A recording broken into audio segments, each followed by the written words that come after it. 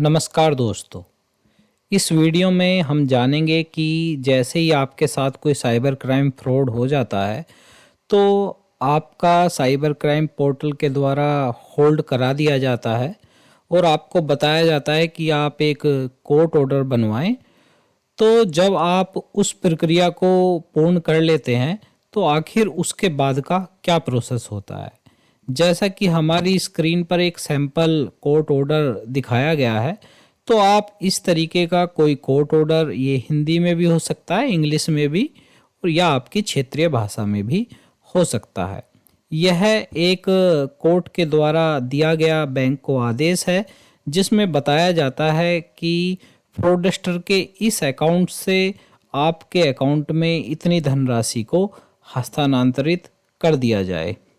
देखिए, बैंक में से अगर पैसे किसी दूसरे अकाउंट में हस्तांतरित करने हैं तो या तो उस व्यक्ति की सहमति होनी चाहिए या कोर्ट का आदेश होना चाहिए। तो देखिए, फ्रॉडस्टर तो अपनी सहमति देगा नहीं, इसलिए कोर्ट का जो आदेश होता है उसकी ज़रूरत होती है। अब यह कोर्ट ऑर्डर आपने अपने साइबर पुलिस स्टेशन में दे दिया है या अपने लोकल पुलिस स्टेशन में, वो अपनी गवर्नमेंट ईमेल आईडी से बैंक को मेल कर देते हैं और बताते हैं कि ये कोर्ट ऑर्डर है और आप इसका 15 दिन के अंदर अंदर जो इसमें लिखा हुआ है आप उसका पालन कीजिए। तो देखिए, होता क्या है कि वहाँ से मेल चली जाती है और तब भी आपका पैसा वापस नहीं आ पाता है। तो आखिर ऐसी क्या गलतियां होती हैं जिन्हें हम करते हैं या आपका जो कोर्ट ऑर्डर भेजा जाता है वो सही जगह पुलिस के द्वारा नहीं भेजा जाता। तो इसमें आपको चाहिए कि आप जो एक पोर्टल मैं आपको बताऊंगा तो आप उस पर अपनी कंप्लेंट करेंगे।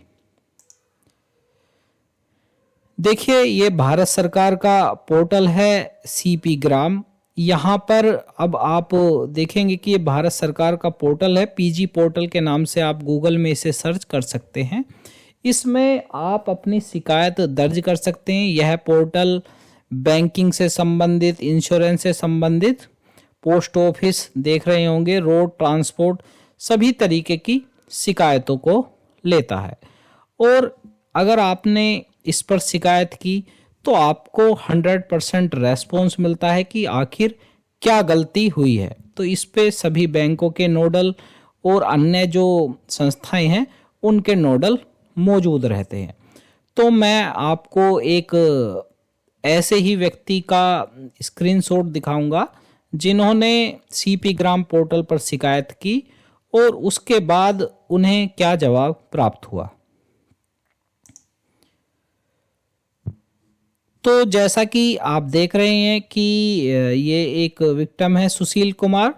इन्होंने जिस तरीके से अपना प्रोसेस अपनाया, इन्होंने बताया कि मैंने ये कंप्लेंट की है और ये हमारी एफआईआर है।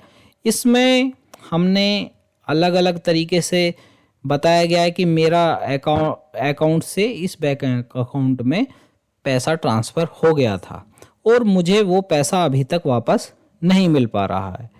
तो इसमें बैंक का एक बहुत अच्छा रेस्पॉन्स आता है। वो बताते हैं कि जो बैंक की एसओपी है उसके द्वारा जो भी कोर्ट ऑर्डर होता है वो एक किसी जो साइबर की अथॉरिटी होती है, जो गवर्नमेंट ऑफिशियल ईमेल आईडी होती है, उसी से उनके बैंक की ईमेल आईडी पर आना चाहिए। तो इसमें जो बैंक के नोडल अधिकारी हैं उन्होंने 2 ईमेल आईडी उपलब्ध कराई हैं, जैसा कि आप देख पा रहे हैं, साइबर प्रिवेंशन यूनिट @mhabank.co.in और दूसरा है cmlea@mhabank.co.in। तो देखिए, इन्होंने ये कहा है कि आप जो कोर्ट ऑर्डर अगर आपने तैयार करवा लिया है, आप अपनी साइबर अथॉरिटी या साइबर पुलिस से इन दोनों ईमेलों पर अगर आप मेल करा देंगे तो आपका पैसा वापस हो जाएगा। तो इन दोनों मेलों पर साइबर पुलिस द्वारा मेल किया गया और इन व्यक्ति के पैसे वापस आ गए। तो देखिए, आपने इसमें जाना कि आपका कोर्ट ऑर्डर बन जाता है। अगर वो सही ईमेल आईडी पर ट्रांसफ़र नहीं हुआ है तो आपका पैसा कभी भी वापस नहीं आएगा। इसमें आपको चाहिए कि अगर वो कोर्ट ऑर्डर बैंक को चला गया है फिर भी 15 दिन में नहीं आया है तो आप पीजी पोर्टल पर, जो मैंने अभी आपको दिखाया था, आप उस पर अपनी शिकायत करें। वहाँ पे बैंकों के नोडल आपसे कांटेक्ट करेंगे और आपको उचित सलाह देंगे, जैसे कि इस केस में दी गई है। आई होप ये वीडियो आपकी मदद करेगी।